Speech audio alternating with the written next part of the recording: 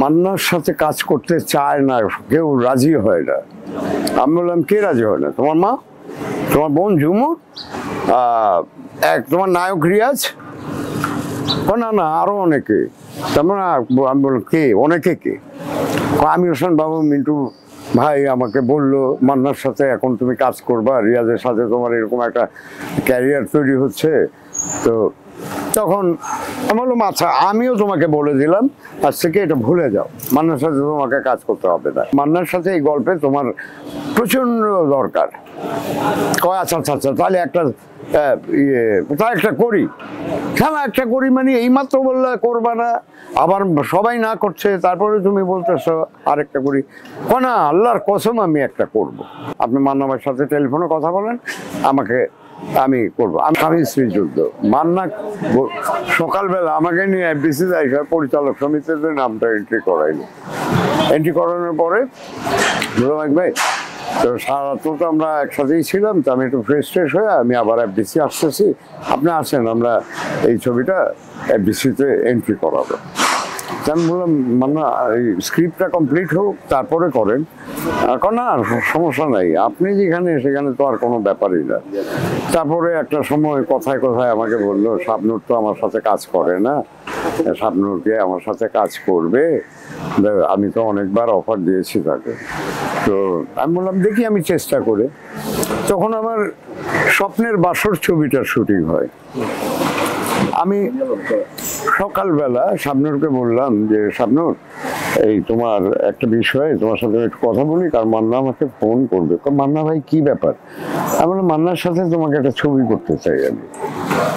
শাবনূর তখন আমাকে কনসার্ন দিল, আপনি বলবেন ঠিক আছে। আমি শুটিং জোনে গেলাম, আমার 2টা ক্যামেরা চলতেছে। মান্নার সাথে কাজ করতে চায় না, কেউ রাজি হয় না।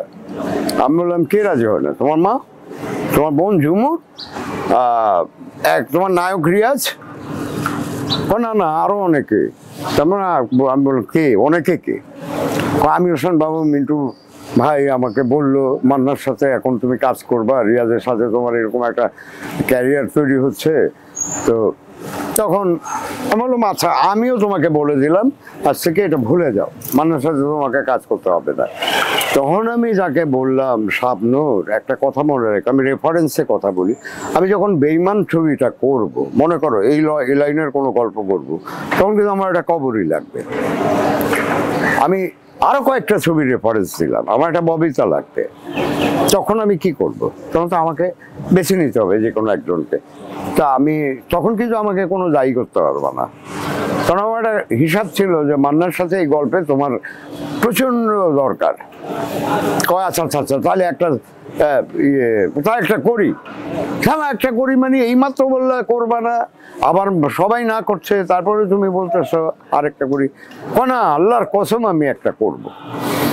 আমি বললাম এটা কি বললা? এখন তুমি এই কসম কাটবা, তারপরে সকালবেলা আবার অন্যটা বলবা, তাহলে তো হবে না। না না আপনি মান্না ভাইয়ের সাথে টেলিফোনে কথা বলেন, আমাকে আমি করবো। আমি তুমি তো কালকে আমার শুটিং হচ্ছে দবিরের বাড়িতে, জিবজল সাহেবের বাড়িতে, তারপরে সেখানে শুটিং মান্নারও।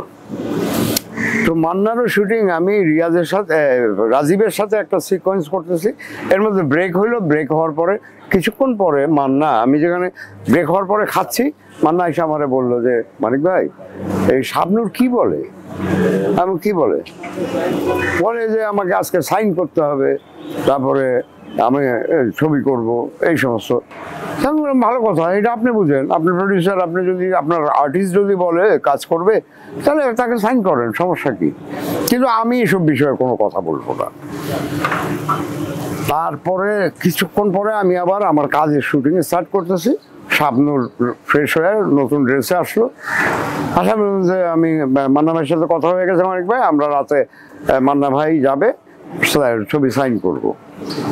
তুমি করো, দেখো হয় কি না, কারণ তোমাদের তো ঠিক নেই এখন, সাইন করার পরেও তো না হয়ে যেতে পারে। না না না আমি করব, আর যেখানে আপনি আছেন সেখানে আমার কোনো টেনশন নেই। পরে আমাকে ঠিক 5টার দিকে আবার মান্না আসলো আমার এখানে। তো চাটা খাইতে খাইতে বললাম, আমি ভাই শাবনূর যে বলে যে আসলে কি এখন, তাহলে তো আমার টাকা আনতে হবে অফিস থেকে। আমরা আনেন, সমস্যা কি? শাবনূর যত বলছে আপনি তাকে সাইন করেন। পরে সে টেলিফোন করে বান্নাকে বললো যেরকম, বান্না এই টাকা পাঠাও 2 লাখ, আর একটা কন্ট্রাক্ট পেপার আর ভাউচার করে পাঠাও।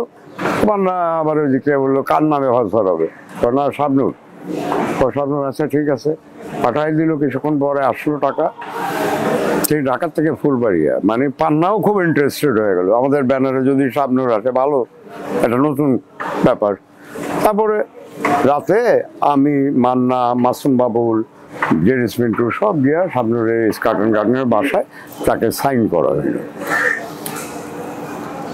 আমার কাছে একটা জিনিস যেটা আমার মনে হয়, অনেস্টলি যদি মেকার আর্টিস্ট হ্যান্ডেল করে এবং প্রপার প্রয়োজন অনুযায়ী কাজ করে, তাহলে যে কোনো আর্টিস্টই কিন্তু একসাথে অনেকেই কাজ করতে পারে। এটা আমার একটা নতুন অভিজ্ঞতা। এগুলো রেফারেন্স আছে প্রচুর ভারতে, বাংলাদেশেও ছিল একসময়। শাবানা, ববিতা, কবরী, তারপরে আরও 2জন আর্টিস্ট আলমগীর, রাজ্জাক একসাথে কাজ করেছে।